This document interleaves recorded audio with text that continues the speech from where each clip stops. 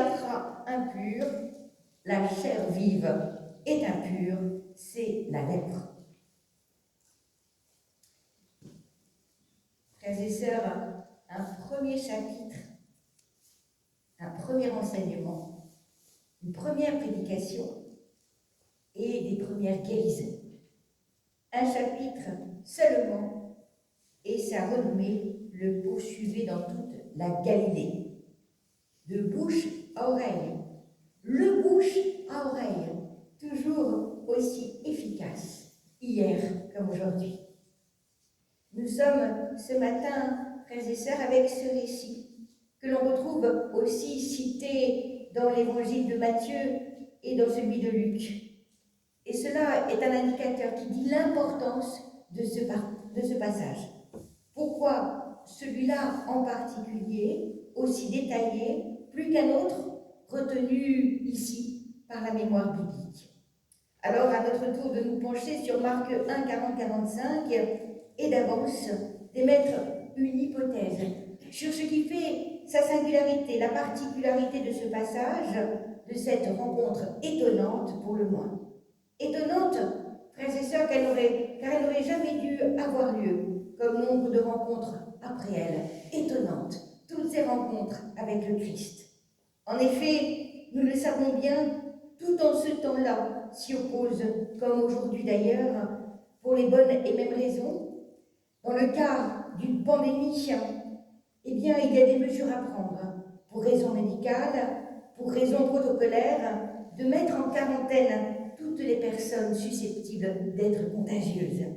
Rien donc d'étonnant, sinon de m'avancer en disant peut-être que cette rencontre inédite est celle de l'incroyable, inédite, de la rencontre du pur et de l'impur selon la loi du Lévitique, du juste et du maudit, du Messie et du plus petit, du plus affligé.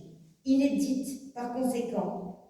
Cette histoire qui devient bouleversante, cette histoire extraordinaire hors du commun, car les deux figures de cette histoire sont atteintes l'une par l'autre, touchées, transformées l'une par l'autre. Quand viendra l'heure de mettre par écrit ce passage, cet instant de la rencontre où tout s'est joué, aucun des trois évangéliques n'omettra de le mentionner et d'y inscrire ainsi à jamais pour eux, pour nous, la charge de compassion, d'émotion qui en dit long sur notre humanité, qui en dit long sur Jésus lui-même. Il est écrit qu'un lépreux vint à lui, se mettant à genoux, il le supplie, si tu le veux, tu peux. Ému, Jésus tendit la main, le toucha et dit « Je le veux, sois pur ». Vous avez, frères et sœurs, remarqué que c'est l'homme atteint de la maladie qui prend la parole, qui s'avance, qui prend l'initiative de s'approcher de Jésus, l'initiative de la rencontre, de la démarche, de marcher vers lui. Nul ne sait d'où il vient, ni qui il est, nul ne connaît son nom, ni ne le connaîtra jamais. Mais ce que l'on retient de cet anonymat, ce sont précisément les marques de sa marginalité obligée. C'est un impur, un lépreux, telle est son identité ou sa non-identité, celle liée tout simplement à sa condition de lépreux, sa condition d'exclu, de mise à l'écart, sa condition de paria. La société n'en veut pas, et ce, malgré lui. Alors oui, à l'époque, il n'y avait pas de remède. Alors, sans remède, les Israélites ont trouvé le seul remède possible, la mise à distance, la mise à l'écart du cercle des non-malades, du cercle des purs. Sans remède, le religieux a porté sa parole et l'a désigné coupable d'être malade, et donc l'a nommé impur selon la loi du Lévitique chapitre 13, comme nous l'avons entendu. Quand le sacrificateur aura vu la chair à vif, il déclarera l'homme impur, car c'est la lèpre. Il portera des vêtements déchirés et aura la tête nue. Il habitera seul hors du camp. Il criera impur, impur. Seule parole qui lui sera autorisée à sortir de sa bouche, à l'écart, impur, impur. Nos frères et sœurs, il ne faisait sans doute pas bon de vivre à cette époque-là, mais de reconnaître que la survie du groupe dépendait de ce type de règles pour éviter la contagion. Le problème, c'est quand la règle devient morale, quand la règle se fait religieuse. Sur le plan biblique, on voit apparaître très tôt cette notion-là. On voit apparaître le binôme pur et impur, comme d'ailleurs on verra apparaître le binôme sacré et profane. Plus on s'approche de Dieu, plus on doit s'en approcher sans souillure, c'est-à-dire purifier de l'intérieur, de l'extérieur, et pour ce faire procéder à des types de comportements rituels, procéder à l'obéissance de la loi des interdits, et notamment des interdits alimentaires aussi, pour se nettoyer de l'intérieur, se nettoyer de l'extérieur et oser s'approcher de Dieu. L'impureté, frères et sœurs, doit être significatif, identifié pour justement permettre à ceux-là même de ne pas s'approcher de Dieu, d'en être éloigné. Alors cela vaut pour les lépreux au temps de Jésus-Christ, et on peut évoquer les léproseries aussi au Moyen-Âge, où ils étaient mis à l'écart. Mais cela vaut aussi, pardonnez-moi de cet écart, des femmes, par nature, ne sont-elles pas impures? Que dire, frères et sœurs, des piscines de purification qui se construisent encore de nos jours en France? Mais là, me direz-vous, n'est pas la question, c'est un autre débat. Vraiment? Alors, frères et sœurs, de mesurer l'enjeu ensemble de cette rencontre hors du commun, où toute en vérité est enfreint les règles de purification, enfreint les règles du pur et de l'impur dans la relation, enfreint par sa place précisément de la rencontre avec Jésus-Christ et le lépreux, nous sommes face à une infraction. Il aurait dû crier pour se faire reconnaître, pour se faire identifier par les autres, impur. À cela, il a pris la parole. S'adressant à Jésus, il l'a imploré, si tu le veux, tu peux. Si nous le voulons, nous pouvons. Il aurait dû rester à sa place, ce lépreux-là, en dehors du groupe. Mais à cela, il a pris sa place, au plus près de Jésus. Nous sommes bien à l'instant même où tout s'est joué, où tout se joue encore, sur le fil tendu du subversif, à tous les niveaux que nous connaissons, ceux de la société, de la tradition, de la culture, des interdits, de la bienséance, par le déplacement de cette double infraction. Ils ont enfreint, frères et sœurs, tous les deux, toutes les bonnes règles, posées depuis des siècles, voire des millénaires, au risque d'être lapidés. Et c'est pas rien, cette histoire-là. Enfreindre certaines règles conduit automatiquement à la lapidation. Comme on lapide toujours et encore dans certains pays les amoureux, les adultères, les homosexuels, les blasphémateurs, tous ceux qui dérangent. Cette humanité qui révèle notre humanité selon l'un ou l'autre des versants que nous empruntons. Une double infraction compassionnelle, mais aussi une reconnaissance mutuelle. Voilà où le Christ nous entraîne. Un « je le veux » soit pur. Et vous l'avez entendu, il n'a pas dit un « je le veux » soit guéri, mais un « je le veux » soit pur. C'est là la volonté manifeste du Christ comme réponse à la demande volontaire et confiante du lépreux. Il s'en suivra, nous le savons bien, le rappel de la règle de purification prononcée par Jésus-Christ pour remettre l'homme guéri sur les rails de son identité, non pas en dehors de la société, mais bien au milieu d'elle, dans le groupe, pour que, précisément, il puisse vivre normalement. Au jour de la purification, verset 19, on emmènera le lépreux devant le sacrificateur pour qu'il soit purifié et afin d'expier sa souillure. Voilà, frères et sœurs, le certificat de réinsertion sociale et religieuse. Voilà le coup de tampon, le label du sacrificateur. Rien de nouveau sous le soleil. Rien de nouveau sous le soleil. Jésus connaît parfaitement la règle et il est de sa responsabilité de permettre à la personne guérie de retrouver sa condition d'avant. C'est la condition pour exister de nouveau. Sa condition pour retrouver de nouveau une identité, une place et une reconnaissance dans ce temps-là, dans ce monde-là. Pour le reste, Jésus réclamera le silence de l'homme guéri. Alors, nous l'avons entendu, l'anonyme prendra hautement la parole à nouveau pour publier ouvertement, divulguer sa guérison. Et ce qui en suivra, c'est Jésus qui, lui, sera mis à l'écart, qui devra précisément rester en dehors des villages et des villes qu'il traversera, car trop de monde sont à sa suite. Toujours cette histoire de la parole et du miracle.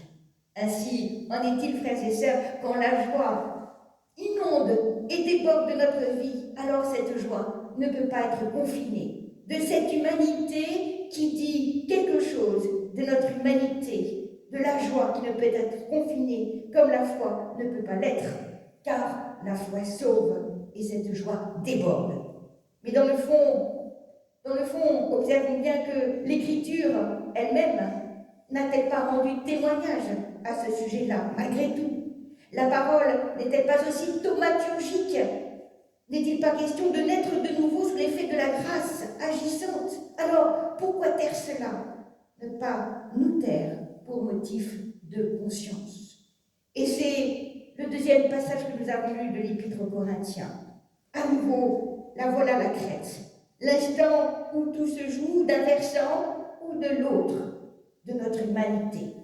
Ce que Paul Tillich, théologien du process, a désigné par l'être chrétien. Ce que l'apôtre Paul, quant à lui, désigne par motif de conscience.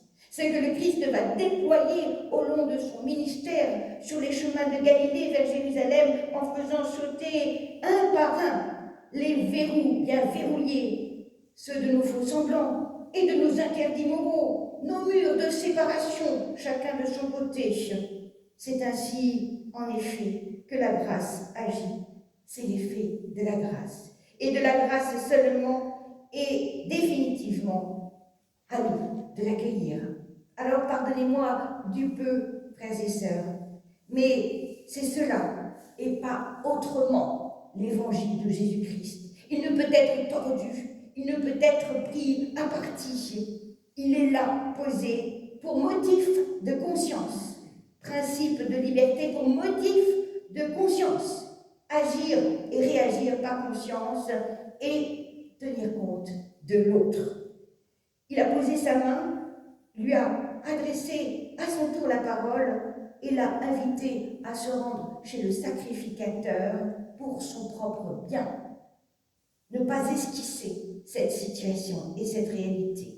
Et elle est là précisément la tension, le fil tendu de l'être chrétien, le motif de conscience. Tout est permis, mais tout n'est pas utile. Tout est permis, mais tout n'est pas constructif. Que personne ne cherche son propre intérêt, sinon celui de l'autre. Ce récit, frères et sœurs, a été consigné, écrit, pour qu'à notre tour, nous puissions l'entendre, nous situer et aussi nous positionner, prendre position, avoir des convictions, en sachant que toutes choses nouvelles ont été faites par et en Jésus-Christ pour continuer à agir, pour continuer à réagir en conscience, non pas pour soi-même et se faire du bien, mais pour celui de l'autre et du plus grand nombre. Jésus n'a pas tourné le dos aux lépreux pour gagner la faveur du plus grand nombre. Il n'a pas obéi aux interdits religieux et moraux pour gagner la faveur du plus grand nombre. Car alors l'Évangile n'aurait rien à nous dire de plus que ce que la Torah nous a déjà enseigné. Frères et sœurs, la sagesse de Dieu n'est pas la sagesse des hommes, et nous le savons bien. Pour autant, le Christ n'a pas mis en péril celui qui l'avait guéri, car l'exclusion a ses propres limites, et on ne peut pas faire fi de la société, ni s'en extraire totalement. L'intérêt vital pour cet homme-là, c'est de lui redonner une place, et plus encore, pour lui permettre à son tour de participer de plein droit à ce qui lui est dû, vivre et exister avec les autres. Alors, à quoi sommes-nous, frères et sœurs, entraînés? Vers quoi sommes-nous et vers qui sommes-nous entraînés? Nous sommes, me semble-t-il, conduits avec le Christ à regarder en face nos motifs de conscience, ceux d'aujourd'hui et aussi ceux des autres, sans les mettre en danger, plus avant en danger. Quels sont les types d'exclusion de nos sociétés, les mécanismes toujours en cours, et nous les connaissons pour beaucoup. Alors, on les retrouve inscrits, je vous invite à relire la dernière, notre déclaration de foi de l'Église protestante de France, et de voir précisément tout ce qui est inscrit d'important et d'essentiel sur nos terrains de lutte, sur nos terrains d'engagement, sur le positionnement de l'Église à ce sujet-là. Prenez le temps de relire la déclaration de foi de l'Église, car tout y est inscrit en partie. Et c'est ainsi que nous pouvons faire corps ensemble. C'est ainsi que nous formons ensemble cette Église, parce que nous sommes fondés sur cette même parole, sur les mêmes fondations, et qui nous permet d'agir ensemble, de réagir ensemble, parce que nous avons entendu cette même parole, parce que cet évangile résonne en chacun d'entre nous. Mais n'oublions pas qu'une fois guéri, Jésus l'invite à rejoindre le groupe selon la tradition du Lévitique. Il ne l'efface pas encore. La loi sera accomplie. L'amour sera posé comme principe vital. Mais ce n'est pas encore le moment. C'est lui qui choisit, c'est pas nous. C'est pas la foule qui réclame les miracles. C'est Jésus qui choisit le temps favorable pour que soit posée non seulement cette parole, mais pour que cette parole s'accomplisse. Mettre du temps et prendre le temps que cette parole s'accomplisse en conscience. Alors, en effet, Jésus n'a pas mis en péril celui qui avait été guéri. Il le replace, il le confie à la loi. Un jour viendra où la loi sera accomplie. Dans peu de temps, mais ce n'est pas encore le temps favorable.